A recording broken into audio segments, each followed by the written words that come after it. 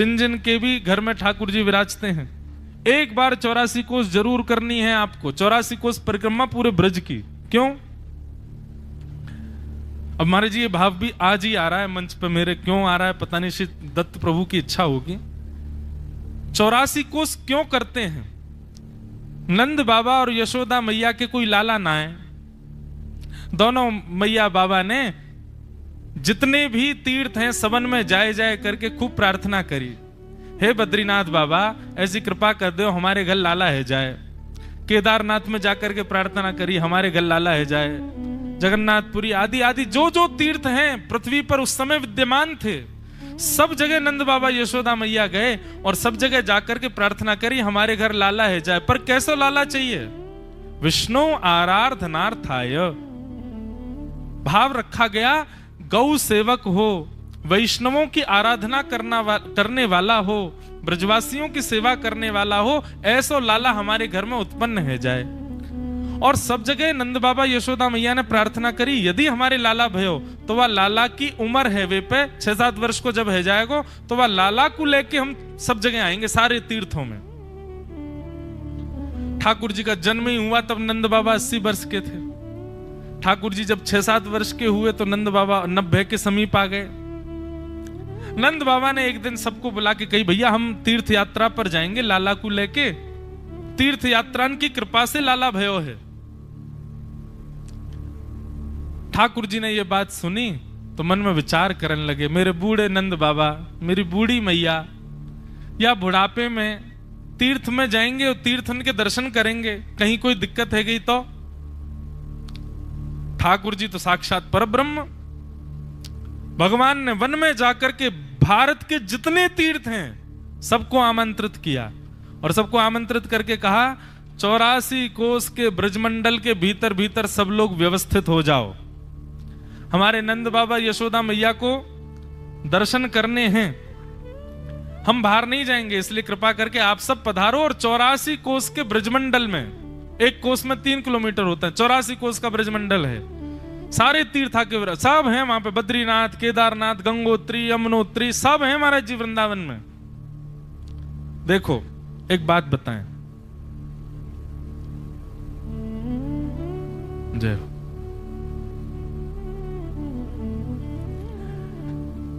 श्री राधा रानी के पग पग पे प्रयाग, जहां केशव की केली कुंज कोटि कोटि काशी है। यमुना में जगन्नाथ, रेणुका में रामेश्वर, तरु तरु पे पड़े रहत अयोध्या निवासी हैं। गोपिन के द्वार द्वार हरिद्वार बसत जहां, बद्री केदारनाथ फिरत दास दासी हैं। स्वर्ग अपवर्ग वृथा लेकर करेंगे हम क्या, जान लो हमें हम वृंदावन वासी हैं, जान लो हमें हम वृंदावन वासी हैं। वृंदावन जाने पर क्या मिलता है? पग पग पे प्रयाग जहां, मतलब आप वृंदावन में जितनी देर चलते हो अपने स्टेप्स काउंट करो, हम कितना चले वृंदावन में, 3000, 4000, 5000, 10,000, 50,000 कदम अगर वृंदावन में चल लिए, अगर आप पूरी वृंदावन परिक्रमा लगाओगे तो 1-1.5 लाख कदम होंगे शायद।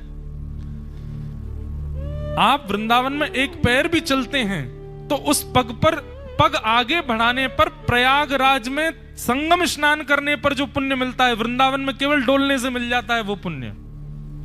सावधानी से सुनिए सब लोग, पग पग पे प्रयाग जहां, हर पग पर प्रयाग जाने का फल प्राप्त होता है।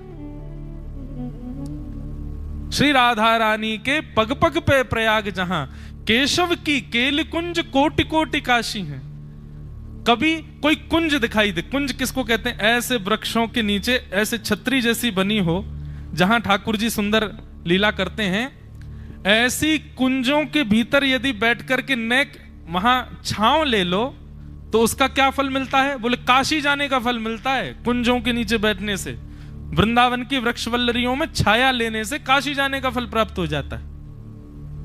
तो पग पग पर प्रयाग जाने का फल, वृक्षों के नीचे छाया लेने से काशी जाने का फल, और केशव की केल कुंज कोटि कोटि काशी है। यमुना में जगन्नाथ, श्री यमुना जी का दर्शन करो, महाप्रभु जगन्नाथ जी के दर्शन का फल मिलेगा। रेणुका में रामेश्वर, और यमुना जी की जो बालू है, यमुना जी की जो रेणु है, उसको माथे से लगा लो तो रामेश्वरम प्रणाम करने का फल मिल जाता है। यमुना में जगन्नाथ, रेणुका में रामेश्वर, और तरु तरु पे पड़े रहते अयोध्या निवासी हैं। महाराज जी वृंदावन वासियों की और अयोध्या वासियों की थोड़ी नोक-झोंक चलती ही रहती है।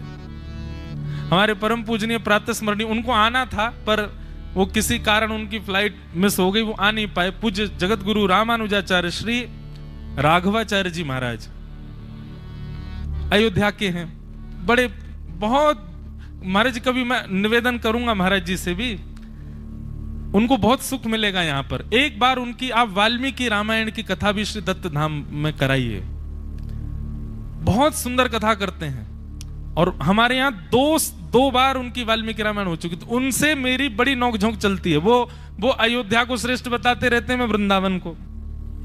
वो अपने राम जी को श्रेष्ठ बताते हैं, मैंने कि हाँ माटी के मत होना है तुम्हारे, हमारा तो चंचल ठाकुर है।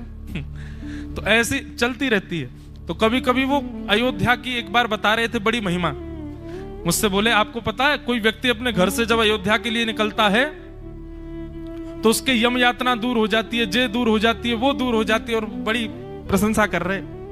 मैंने महाराज जी सुनो, बोले हाँ। मैंने कहा वृंदावन की स्थिति है, तरु तरु पे पड़े रहत अयोध्या निवासी हैं। तरु तरु पे पड़े रहत मतलब ये जितने भी तरु कहते हैं वृक्षों के पत्रों को। ये पत्र जो है ना, इनको अगर आपने देख लिया, मतलब एक वृक्ष को देखा, वृक्ष पे देखो कितने पत्ते हैं, गिन तो सकते नहीं, हजारों लाखों पत्ते हैं। अगर आपने एक वृक्ष को नेत्र भर करके देख लिया, उसके समस्त पत्रों पर आपकी दृष्टि चली गई, तो जितने पत्ते हैं उतने पत्ते गिन लो, उतनी बार अयोध्या जाने का फल प्राप्त हो जाता है एक वृक्ष को देखने से। वृंदावन में तरु तरु पे पड़े रहते अयोध्या निवासी। और गोपिन के द्वार द्वार हरिद्वार बसत जहां, किसी ब्रजवासी के द्वार पर एक क्षण बैठ जाओ, हरिद्वार जाने का फल मिल जाएगा। और बद्री केदारनाथ फिरत दास दासी हैं। बद्री केदारनाथ जो कि सबसे दुर्गम है, उस बद्री केदारनाथ में जाने का फल तो वृंदावन में कुछ नहीं, बस घूमते रहो, वहां की वायु आपका स्पर्श कर ले, उसी से बद्री केदारनाथ का फल मिले। बद्री केदारनाथ फिरत दास दासी हैं, स्वर्ग अपवर्ग लेकर वृथा करेंगे हम क्या। हम ब्रजवासियों को स्वर्ग अपवर्ग वैकुंठ कछु की इच्छा नहीं है, जान लो हमें, हम वृंदावन वासी हैं, हम वृंदावन के निवासी। तो वृंदावन में तो भैया सबरे तीर्थ विद्यमान है। तो इच्छा है कि महाराज जी एक बार वृंदावन आप पधारें और श्री दत्त प्रभु के चल स्वरूप के साथ 84 कोस परिक्रमा करें।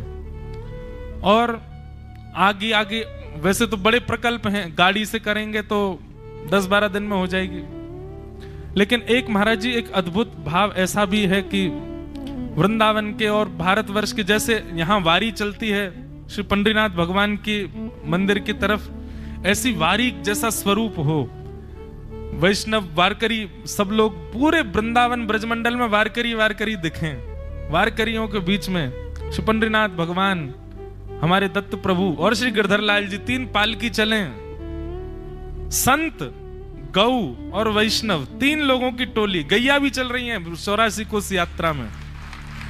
कितना सुख मिलेगा, कितना आनंद होगा। रूप तो, परिकल्पना तो बहुत बड़ी है, पर यदि ठाकुर जी के मन में आ गई, ठाकुर जी को भा गई, तो निश्चित हो जाएगा। हमारे पूज्य श्री राधा कृष्ण जी महाराज दास भी हो लेंगे, हम तो रहेंगे ही व्यवस्था में सब। हाँ, टंकी तो हमारी है, तो सब व्यवस्था बढ़िया रखेंगे और पूरी 84 कोस की परिक्रमा मधुर भाव से करेंगे। तो ये तो एक योजना है, पर इस योजना से पहले एक बार वहां कुछ दिन निवास के लिए, ऐसी 6-7 दिन यमुना तट पर बैठ के कुछ दिन सत्संग हो, उसके लिए पूर्व में एक बार सूक्ष्म रूप में, छोटे रूप में श्री दत्त धाम के सब वैष्णव पधारे महाराज जी के साथ। हम ब्रजवासी वृंदावन के लिए आपको आमंत्रण दे रहे हैं कि आप वृंदावन पधारो। और श्री दत्त प्रभु हम अपने लाला को लेके आए, बाब आप अपने अवधूत लाला को लेके आओ। ये वो लाला ही है भैया, एक ही स्वरूप है, अंतर थोड़े ही है। अत्रि नंदन है, नंदन यानी लाला, अत्रि के लाला है, अनसुईया नंदन है श्री दत्त प्रभु को। महाराज जी एक भाव में लिख रहा था पर लिख ही नहीं पाया, 2-3 शब्द आए फिर आए ही नहीं। पर मैं आज रात्रि कुछ निश्चित बना करके कल सुबह 5-5:30 प्रस्थान करने का भाव है, त्र्यंबकेश्वर प्रणाम करके सीधे बंबई। तो उस समय जल्दी जल्दी आपको गा के सुना जाऊंगा, कोई भाव श्री दत्त प्रभु के लिए लिखा है। फिर आप सब लोगों को सुनाने के लिए पुनः जब आएंगे तब वो सुनाएंगे, पर वो एक भाव मन में पहले से ही था कि कुछ दे के जाना है भेंट श्री दत्त प्रभु को एक पद के रूप में, तो वो कल सुबह महाराज जी को अर्पित कर देंगे। तो आप सबका बहुत बहुत आमंत्रण है, वृंदावन पधारो और वृंदावन रस के आनंद में खूब आनंदित होंगे हम लोग, परम आनंद होगा। आज कथा का विश्राम दिवस है, कथा क्रम भी बहुत है। वो चिंतन तैयार हो गया क्या? आज भी तैयार बैठा है, अभी भी नहीं हुआ हो तो वैसे ही आ जाए बेचारा, वो कन्हैया ही हैं पूरे। तो आज नंदोत्सव थोड़ा कथा में करेंगे और फिर हम क्रम थोड़ा सा बोल करके और कथा को विश्राम देंगे।